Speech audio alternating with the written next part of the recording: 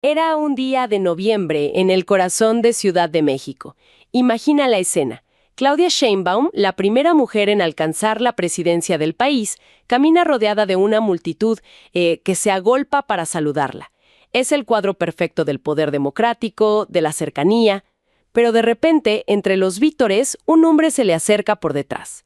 No busca un autógrafo, no busca entregarle nada. Con una naturalidad pasmosa, le rodea los hombros y en segundos sus manos ya están en su trasero, en su pecho, intentando forzar un beso en su cuello. Ella, visiblemente conmocionada, intenta zafarse. Y lo que más impacta de verdad no es solo la agresión en sí, es la atmósfera que la rodea. Al día siguiente, la propia presidenta tuvo que salir en conferencia de prensa con una lógica implacable. Dijo, «Si no denuncio yo, ¿qué esperanza tienen las demás?». Uno pensaría que un acto así, grabado, contra la máxima autoridad del país, generaría un consenso absoluto de protección. Pero aquí es donde la historia, donde todo se tuerce. En lugar de una condena unánime, el aire se llenó de sospechas, de cuestionamientos. Hubo líderes de la oposición que sugirieron, sin más, que era un montaje para distraer a la opinión pública. Otros insinuaron que si ella decidía ser cercana con la gente, pues este era el riesgo que debía aceptar por ser mujer. Esa reacción de pasar de la agresión física a cuestionar a la víctima, incluso siendo la jefa de Estado, te deja helada. Nos obliga a preguntarnos, si la banda presidencial no funciona como un escudo contra el acoso más básico, ¿qué significa realmente tener poder siendo mujer en México? Lo que le pasó a Sheinbaum no fue un accidente, fue la demostración en vivo de que en una cultura de machismo tan arraigada, el cuerpo de una mujer sigue siendo considerado territorio público. No importa si esa mujer firma los decretos de toda una nación. Para entender cómo llegamos a este punto, tenemos que ir a la manifestación más extrema de esta cultura. Pensemos en Elena, una madre en el Estado de México. Lleva más de 8 años caminando con una carpeta de investigación bajo el brazo, ya desgastada. Entra una y otra vez a oficinas ministeriales buscando justicia por el feminicidio de su hija. Y la respuesta es casi siempre la misma. Un funcionario que sin verla a los ojos le dice que el expediente se extravió o que no hay pruebas suficientes. Esto a pesar de que el ADN del agresor está identificado desde hace años. Es una doble victimización.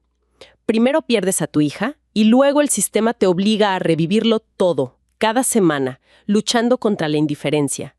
Su lucha no es solo contra un asesino, sino contra un sistema que parece diseñado para que te canses, para que te rindas. Se dice mucho que en México más del 90% de los feminicidios quedan sin resolver, pero detrás de esa cifra está la historia de Elena multiplicada miles de veces. Exactamente. El caso de Elena es el rostro humano de la impunidad sistémica. Y es tan grave que se acuña un concepto muy duro. El feminicidio como un crimen de Estado. Ojo, esto no significa que el gobierno ordene los crímenes. Significa que el Estado se vuelve cómplice por omisión. Cómplice por no hacer nada. Justo. Es cómplice cuando no protege la vida de las mujeres, cuando sus fiscalías no investigan y cuando sus jueces no sentencian. En 2012 se dio un paso que parecía gigante: tipificar el feminicidio en el Código Penal Federal. O sea, reconocer legalmente que a las mujeres se les mata por razones específicas, por ser mujeres. Y ahí está el punto clave, ¿no? No es lo mismo que un homicidio. La ley busca reconocer esas razones de género. ¿Qué significa eso en la práctica para un fiscal que recibe un caso? La ley, fíjate, es muy clara. Detalla 7 circunstancias y basta con que se cumpla una. Por ejemplo, que el cuerpo de la víctima presente signos de violencia sexual de cualquier tipo, o que tenga lesiones, mutilaciones degradantes antes o después de la muerte. También cuenta si había antecedentes de violencia, ya sea en la familia, en la escuela, en el trabajo, por parte del agresor. Entiendo. Otras razones son que existiera una relación de confianza o sentimental, que hubiera habido amenazas o acoso antes, que la víctima haya sido incomunicada o, la última, que su cuerpo fuera expuesto en un lugar público. Entonces tenemos una ley que en el papel suena muy bien, muy específica, pero que en la calle, en las fiscalías, simplemente no se está aplicando. Hay un mundo de diferencia. Si los criterios son tan claros, ¿por qué esa cifra del 90% de impunidad no se mueve? Porque una cosa es la herramienta legal y otra muy distinta es la voluntad y la capacidad institucional para usarla. Los datos de los años justo después de aprobarse la ley son reveladores. Entre 2012 y 2013, en México fueron asesinadas 3.892 mujeres. Casi 4.000 mujeres, en solo 2 años. Sí, y de todos esos casos, solo 613 se investigaron como feminicidios. A ver, un momento. Es decir, el 15.75%. Eso es menos de 1 de cada 6 casos. O sea, la ley ya existía, pero para más del 80% de las víctimas y sus familias fue como si no existiera.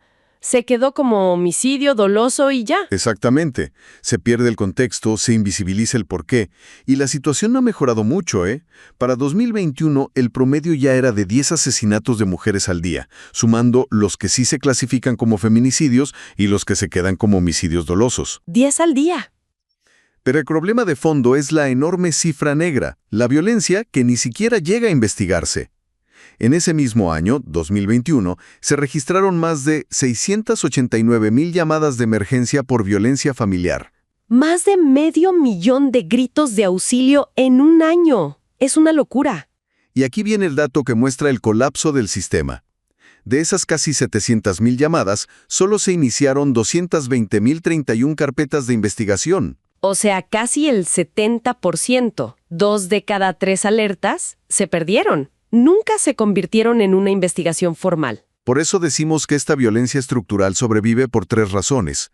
Es invisible porque se considera un asunto privado, está normalizada por el volumen tan brutal de casos, y goza de una impunidad casi total. Y el sistema de justicia, en lugar de romper ese ciclo, lo perpetúa. Es que con esa impunidad, el mensaje que se manda es que no hay consecuencias. Y me pregunto si todo esto se puede atajar antes, desde la raíz. Si el sistema de justicia es tan ineficaz, casi cómplice, estamos condenados a actuar solo después de la tragedia. ¿Hay alguna forma de empezar a desmontar esta cultura? Esa es la pregunta fundamental, y la respuesta apunta a la prevención, a la educación, a desmantelar el machismo antes de que se convierta en un golpe o en algo peor. Hay una historia que lo ilustra bien, la de Mateo. Un chavo de la Ciudad de México que creció con el manual completo del machismo, ¿sabes? Los hombres no lloran, las mujeres no mandan, todo eso. Él mismo contaba que participar en el acoso callejero, gritarle cosas a las mujeres con sus amigos, era una forma de validarse, de pertenecer al grupo. Su punto de quiebre fue cuando, casi por obligación, entró a un programa de intervención cultural y describe una escena que se le quedó grabada. Un círculo de puros hombres, donde por primera vez en su vida, en lugar de hablar de sus conquistas, empezaron a hablar de sus miedos, de las presiones que sentían. Fue ahí donde entendió que la hombría que le habían enseñado se basaba en dominar, en controlar a otros, y que existía otra forma de ser hombre. Lo fascinante de programas como el que describes es que su enfoque es radicalmente distinto. No tratan la violencia como si fuera una enfermedad individual que hay que curar. La entienden como lo que es, un fenómeno social, educativo y político. Es un aprendizaje cultural y por lo tanto se puede desaprender. ¿Y en eso hemos avanzado o no? Sí, de hecho América Latina ha sido pionera en esto. El programa H, que nació en Brasil y se adaptó en México, es una metodología de referencia mundial. Y hay otros, como Hombres renunciando a su violencia, o Caminando hacia la equidad, o un proyecto en Chile, involucrando hombres jóvenes en el fin de la violencia de género, que es muy importante porque tuvo una evaluación de impacto muy rigurosa, algo que no siempre se hace. Suena bien en el papel, pero ¿de verdad funcionan? ¿No corremos el riesgo de que los participantes solo digan lo que el evaluador quiere oír? ¿Cómo sabemos que ese cambio se traduce a la vida real? Es una pregunta muy válida, y es justo lo que buscaba medir el estudio de Chile. Y los resultados fueron significativos. Usaron una herramienta estandarizada, la escala GEM, para medir actitudes sobre equidad de género antes y después de los talleres. En el grupo que participó, hubo un aumento estadísticamente significativo en sus actitudes a favor de la equidad. También reportaron un mayor rechazo explícito a la violencia. ¡Vaya! Y quizá lo más revelador fue lo cualitativo. Muchos dijeron, textualmente, que los talleres les habían enseñado a respetar la diversidad y a entender mejor a las mujeres. Entiendo. Pero, ¿qué tan duradero es ese cambio? Ahí está el punto clave. El objetivo de estos programas es realista. No aspiran a cambiar por completo a un hombre y curarlo para siempre, porque una persona no existe en el vacío. No. Si ese hombre sale del taller y vuelve a un entorno donde los medios son machistas, las leyes no se aplican y sus amigos celebran la violencia, pues es muy difícil sostener el cambio. Claro, el ecosistema del que hablabas. Exacto. El objetivo más bien es influir. Es darles herramientas críticas para que puedan reconocer y cuestionar su propio comportamiento y el de su entorno. Es ofrecerles un modelo de masculinidad alternativo. Y es que esa masculinidad hegemónica es la misma que vemos resistirse al cambio en todos lados, incluso en la política. Y esto nos regresa al punto de partida, a lo que le pasó a la presidenta Sheinbaum. La violencia escala hasta las esferas más altas del poder. Hay un caso, el de Lucía, una legisladora. Después de impulsar una ley de paridad de género, empezó a recibir paquetes anónimos en su oficina, ropa interior usada, fotos de ella manipuladas pornográficamente. Es un ejemplo perfecto de violencia política en razón de género. El objetivo no es debatir sus ideas, no es criticar su proyecto de ley. No para nada. El objetivo es humillarla como mujer, sexualizarla, invadir su intimidad. Es un mensaje muy claro. Este espacio no te pertenece. Vete. Y demuestra la cruda ironía de todo esto, que ni el poder político formal, ni un escaño en el Congreso, ni siquiera la banda presidencial funciona como un escudo. Totalmente. Y aquí nos topamos con una de las grandes paradojas de América Latina. Por un lado, la región es líder mundial en representación política femenina. México es un caso de estudio. Tiene un 50.4% de mujeres en su Cámara Baja. Un logro extraordinario. 50%. Es paridad total. Paridad total conseguida a base de leyes. Pero al mismo tiempo que se abren las puertas, las prácticas patriarcales que siguen ahí buscan anular la participación de esas mujeres. Eso es la violencia política en razón de género. Y las cifras son alarmantes. ¿Qué tan alarmantes? Un estudio global de la Unión Interparlamentaria encontró que el 81.8% de las parlamentarias han sufrido violencia psicológica. 8 de cada 10. ¿Es casi la totalidad? Y esto es aún más grave. El 44.4% de ellas han recibido amenazas de muerte, de violación, de secuestro o de agresión. Espera. Casi la mitad de las legisladoras del mundo han recibido amenazas de muerte o violación. Es una cifra brutal. Uno pensaría que un parlamento es un lugar de máximo respeto. Pues la realidad es esa. Y ante esa realidad, de nuevo, México ha desarrollado uno de los marcos legales más robustos del mundo para combatirlo. Desde 2020, la BPRG se atiende por 3 vías: la penal, la administrativa y la electoral. Y lo interesante es que la vía electoral ha demostrado ser, por mucho, la más efectiva. Se han creado 2 herramientas muy innovadoras. ¿Cuáles son? La primera es el Registro Nacional de Personas Sancionadas en materia de BPRG. Es básicamente una lista negra pública de agresores políticos. Si tu nombre aparece ahí, no puedes registrarte como candidato. Una sanción directa y fulminante. Sí. Y, por cierto, la gran mayoría de los sancionados están a nivel municipal, que es donde la violencia es a menudo más cruda. La segunda herramienta es la reforma constitucional conocida como 3 de 3, aprobada en 2023. Esta lista negra y la 3 de 3 suenan muy poderosas, pero ¿no existe el riesgo de que se usen como arma política para sacar a alguien de la contienda? El riesgo siempre existe, pero el sistema tiene candados. Las sanciones no son automáticas. Requieren una queja formal, una investigación y una sentencia de un tribunal. No es una simple acusación. Y la reforma 3 de 3 va en la misma línea. Impide que deudores de pensión alimenticia, sentenciados por agresión sexual o por violencia familiar, puedan ocupar cargos de gobierno. El mensaje es claro. Si eres violento en tu ámbito privado, no tienes nada que hacer en lo público. Tiene toda la lógica. Y mencionabas que la vía electoral funciona mejor que la penal, lo cual es contraintuitivo. Uno pensaría que la cárcel es el castigo más fuerte. Lo sería, si funcionara. El problema es la agilidad. La justicia penal es desesperadamente lenta.